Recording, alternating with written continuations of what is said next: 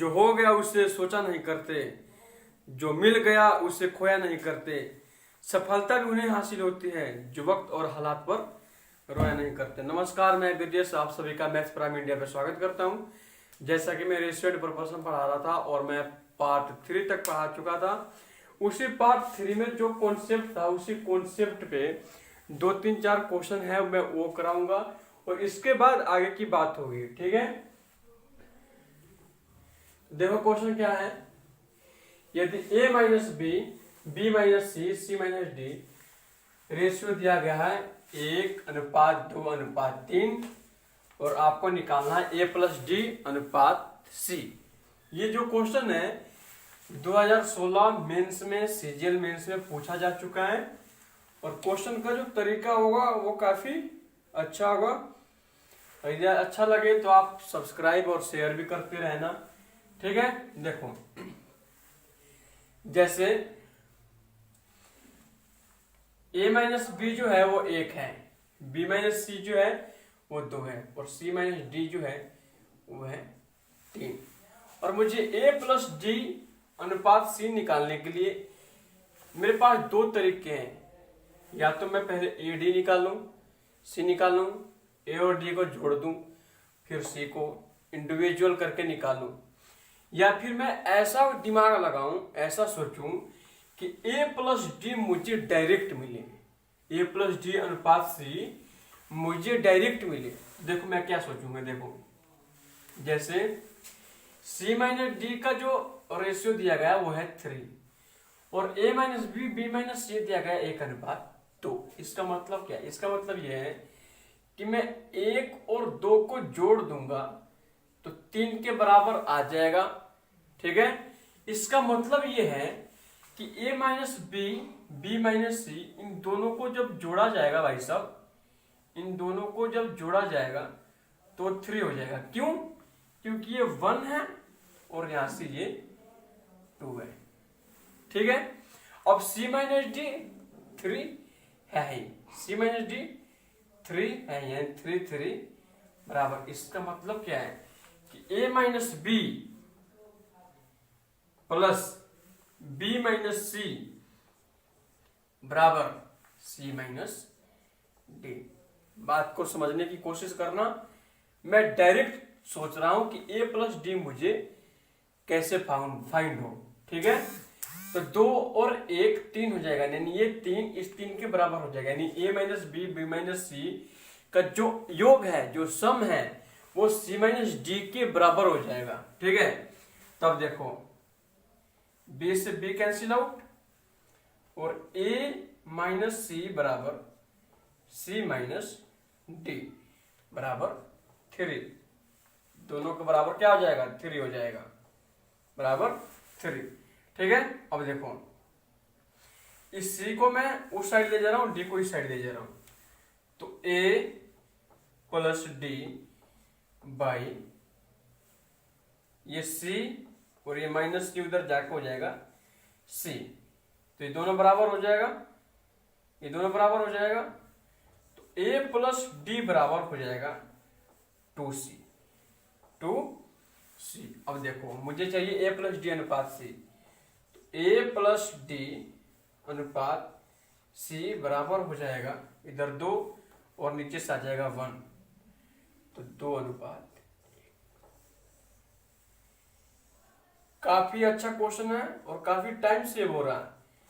करने का तरीका है वो आपको दिमाग में रहना चाहिए। यदि मुझे a प्लस डी अनुपात c निकालना है तो मैं ये देखूंगा कि जो 3 दिया गया है ये 1 और 2 को सम करने पे आ जाएगा, यानी इसका सम करने पे ये वाला चीज आ जाएगा। तो मैं पहले इसको बराबर करूंगा, और बराबर करने के बाद जो मैं चाह रहा हूं वो मुझे डायरेक्ट मिल जाएगा।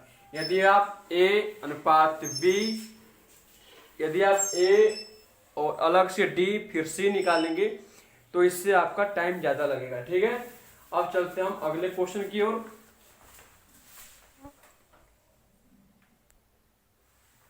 देखो एक वैसा ही क्वेश्चन है। यह क्वेश्चन क्या कह रहा है कि यदि a प्लस 2b अनुपात 3b minus 4c, 3b minus 4c अनुपात 5c माइनस d बराबर अनुपात दिया गया 5 का, 2 का और 3 का, और आपसे पूछा जा रहा है कि भाई साहब a प्लस डी अनुपात b प्लस सी क्या होगा। ठीक है, तो देखो फिर मैं सोचूंगा कि जो ये 5 है, ये 2 और 3 को सम करने पे जो 5 आएगा ये 5 के बराबर हो जाएगा। इसका मतलब क्या है?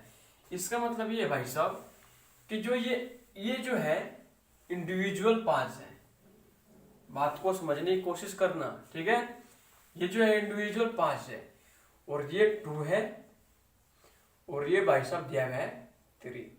यदि मैं दोनों को जोड़ दूं तो 5 के बराबर हो जाएगा। दोनों को यदि मैं जोड़ दूं तो कितने बराबर हो जाएगा? 5 के बराबर। इसका मतलब क्या है? इसका मतलब ये है कि जो ये रेशियो जो है इन दोनों रेशियो के सम के बराबर हो जाएगा, यानी a प्लस 2b बराबर 3b minus 4c plus 5c minus d। अब इसको सॉर्ट आउट करो। ठीक है, a 2b 3b minus 4c plus 5c, तो पहले इधर कर लो 3b और ये 2b। ठीक है, अब मुझे चाहिए d, तो पहले मैं d को इसके यहाँ पे लेके आ जा रहा हूँ। ये हो जाएगा a प्लस d। ठीक है, अब हो जाएगा ये 2b है, ये 3b है, तो मैं इधर लेके चला जा रहा हूँ। 3b माइनस 2b और minus 4c plus 5c plus c हो जाएगा। तो 3b में से 2b घट जाएगा तो हो जाएगा b प्लस ये वाला हो जाएगा c और ये हो जाएगा a प्लस d। ठीक है, in the sense of a plus d अनुपात b प्लस c बराबर 1 अनुपात 1, यानी 1:1 हमारा आंसर आ रहा है। मैं आशा करता हूं समझ गए होंगे आप कि आपको क्या करना है कि पहले जो 2 रेशियो दिया गया है उसके बराबर मैं सोचूंगा, किसी का सम करने पे उसके बराबर तो नहीं हो रहा। जैसे 5 है तो मैं 2 और 3 को सम करूंगा तो वो 5 के बराबर हो जाएगा। इसका मतलब क्या है कि आप उसी रेशियो को 5 के बराबर कर देंगे, सम करके कर देंगे और उसके बाद आप कैलकुलेशन करेंगे तो आपका डायरेक्ट जो पूछा गया है वो आपका आ सकता है। इससे क्या होगा कि आपका टाइम काफी सेव होगा। अदरवाइज आप एक अलग अलग भी निकाल सकते हैं और उसको सोल्व कर सकते हैं, लेकिन इससे टाइम क्या होगा हमारा ज्यादा लगेगा। ठीक है, देखो उसी कॉन्सेप्ट का एक और भी क्वेश्चन है। जैसे आपसे क्वेश्चन कह रहा है कि x minus Y plus Z अनुपात y minus Z plus 2w अनुपात 2x plus Z minus w का जो रेशियो दिया गया वो है 2:3:5। तो आपसे क्या पूछा जा रहा है कि 5x plus 5z minus 3w बटा w क्या होगा। तो देखो कैसे इसको सॉल्व करना है, मैं रेशियो पे ध्यान दूंगा। इसका मतलब क्या है 2, 3 और 5 का मैं जानता हूं कि इसको सम कर दूंगा, जोड़ दूंगा, इसको मैं जोड़ दूंगा तो ये 5 के बराबर हो जाएगा। तो ये जो 5 है इस 5 के बराबर हो जा रहा है। इसका मतलब क्या है कि ये जो जिसी का भी रेशियो है उसको सम करूंगा तो वो लास्ट वाले रेशियो के बराबर हो जाएगा। ठीक है, क्योंकि इन दोनों को ऐड करने 5 आ रहा और ये भी 5 है, तो इसका सम और इसका सम करने पे इसके बराबर आएगा। तो देखो x minus Y plus Z plus Y minus Z plus 2w बराबर 2x plus Z minus w। इसको सॉर्ट आउट करो। तो y यहाँ पे और यहाँ पे y है, यहाँ पे माइनस का यहाँ पे प्लस का, कैंसिल आउट हो जाएगा। ये प्लस का z माइनस का z कैंसिल आउट हो जाएगा। तो क्या बच जाएगा x प्लस 2w और इधर है 2x, तो ये x उधर चला जाएगा, ये x उधर जाएगा। तो 2x में से x को घटाएंगे, ये x इधर हो जाएगा और ये हो गया 2w और इधर w, इधर आ गया 3w, 2x और प्लस ये वाला z। तो 2x में से x गया, x प्लस z बराबर 3w, यानी x प्लस z जो है वो 3w के बराबर के आ रहा। ठीक है, तो मैं क्वेश्चन पे ध्यान दूंगा कि क्या दिया गया, क्या पूछा गया हमसे कि 5x plus 5z minus 3w बटा w। इसका मतलब जो है यहाँ से मैं 5 को कॉमन ले लूंगा तो मेरा क्या आ जाएगा x प्लस जेड। तो x प्लस जेड का जो मान दिया गया है 2200 वो कितना है, 3w है। ठीक है, तो देखो मैं यहाँ पे कर रहा हूं, मैं 5 कॉमन ले रहा हूं, 5x plus Z minus 3w by w। तो x प्लस जेड की जगह मैं 3w का मान रख दूंगा, 5 into 3w minus 3w by w। तो 5 के 15 और 15 में से 15w में से 3w खत्म बाई w। तो 15w में से 3w को घटाऊंगा तो आ जाएगा, यहाँ पे आ जा रहा हूं 12w, 12w बाई w से w cancel out, 12:1 in the sense of हमारा जो आंसर है वो 12:1 आ रहा। ठीक है, ऐसे ऐसे क्वेश्चन पूछे जाते हैं रेशियो के फॉर्म में, कि रेशियो के फॉर्म में ऐसे ऐसे क्वेश्चन पूछे जाते हैं कि यदि रेशियो दिया गया हुआ है और मुझे डायरेक्ट फाइंड करना है जो मुझसे पूछा जा रहा है, तो वहां पे डायरेक्ट सोचने के लिए मैं ऐसे ऐसे दिमाग लगा सकता हूँ। ठीक है, अब मैं आगे बढ़ रहा हूँ, अब मैं नया कॉन्सेप्ट बताऊंगा आपको। जैसे अभी तो जितना भी मैंने क्वेश्चन आपको करवाया है वो सारा रेशियो बेस्ड था, रेशियो बेस्ड के रेशियो पे कैसे कैसे क्वेश्चन आते हैं। पहले क्या था, a अनुपात b अनुपात c यानी इंडिविजुअल, फिर क्या होगा मिक्स करके आने लगे दो a minus B, b minus c, फिर x minus Y plus z, ऐसे मिक्स करके आने लगे। तो ये जो क्वेश्चन किए जा रहे हैं तो ये क्वेश्चन रेशियो बेस्ड था। अब आएगा प्रोपोर्शन बेस्ड कि प्रोपोर्शन क्या होता है। ठीक है, तो मैं प्रोपोर्शन की जो बात कर रहा हूं आगे,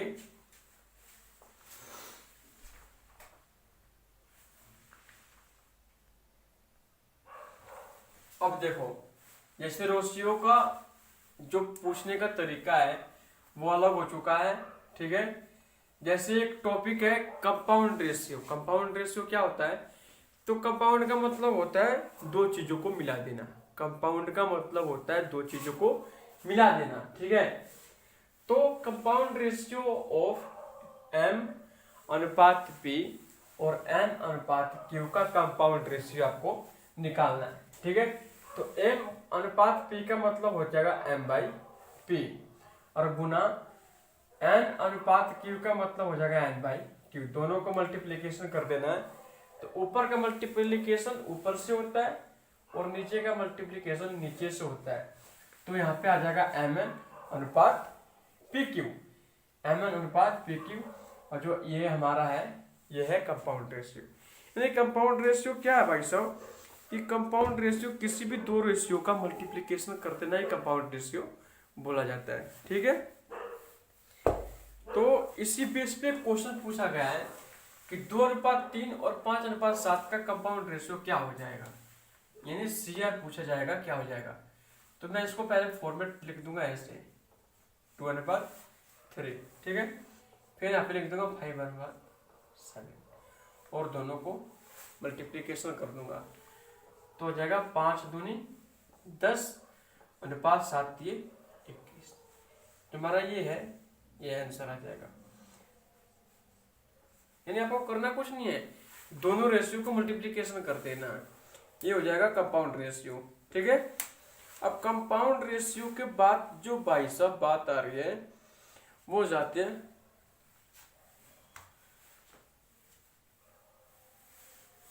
कि कंपाउंड रेशियो के बाद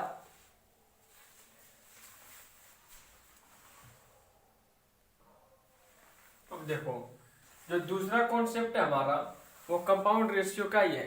तो compound ratio of the inverse ratio of x अनुपात वाई जेड, वाई अनुपात जेड एक्स, जेड अनुपात एक्स वाई। यानी कंपाउंड रेशियो को निकालना है, लेकिन कैसा? इनवर्ज करके। इनवर्ज का मतलब क्या होता है? देखो, इनवर्ज का मतलब होता है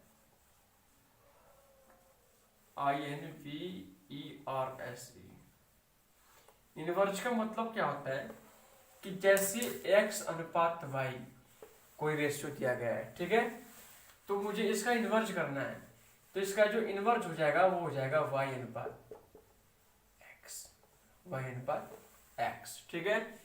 तो आपको इस चीज का रेशियो का इनवर्ज करना है और तब आपको कंपाउंड रेशियो निकालना है। तो देखो, x अनुपात x बटा वाई जेड मल्टीप्लीकेशन y बटा जेड एक्स मल्टीप्लीकेशन z बटा एक्स वाई। देखो, y से y कैंसिल आउट, z से z कैंसिल आउट, x से x कैंसिल आउट, यानी ऊपर सारा खत्म और नीचे बच गया z एक्स वाई, यानी ऊपर बचा एक x और नीचे बचा x y z, ठीक है। तो क्या ये हमारा आंसर है? बिल्कुल नहीं, क्योंकि हमसे पूछा जा रहा है इनवर्ज। तो जो ये फॉर्मेट आया है ये ऐसा आया है, 1 अनुपात एक्स वाई जेड, और मैं इसका इनवर्ज कर दूंगा, इसका इनवर्ज कर दूंगा, तो ये हो जाएगा एक्स वाई जेड अनुपात 1। ये हमारा आंसर हो जाएगा, ये हमारा आंसर हो जाएगा। और इसके बाद जो बात है वो अगले क्लास में होगी। एक मैं और भी क्वेश्चन करा दे रहा हूं, इसी बेस पे है कि रेशियो, कंपाउंड रेशियो कैसे निकाला जाता है। क्वेश्चन भी करा दे रहा हूं मैं। देखो, जैसे 26 अनुपात 7, 7 अनुपात 8, 16 अनुपात 15, और मुझे निकालना है कंपाउंड रेशियो ऑफ समथिंग। तो इसका मतलब हो जाएगा 26 बटा 7, 7 बटा 8 और 16 बटा 15। तो 7 से 7 कैंसिल आउट, 8 दूनी 16, 26 दूनी 52 बटा 15। अब इससे छोटा नहीं हो जाएगा मेरे ख्याल से, तो उससे नहीं, छोटा नहीं हो पाएगा, 52 अनुपात 15 हमारा आंसर आ जाएगा। यदि आप ऐसा ना लिखना चाहें, यदि आपको ऐसा ना लिखने का मन हो, तो आप यहाँ से भी कैंसिल कर सकते हैं, ठीक है। 26 दूनी 52 अनुपात 15, यानी आप यहाँ से भी फाइंड कर सकते हो, ठीक है। आज के लिए इतना ही। Bye bye, take care, have a nice time, enjoy yourself, God bless of you. और आपको अच्छा लगे तो आप प्लीज इसे सब्सक्राइब, लाइक, शेयर करना ना भूले, ठीक है। Thank you.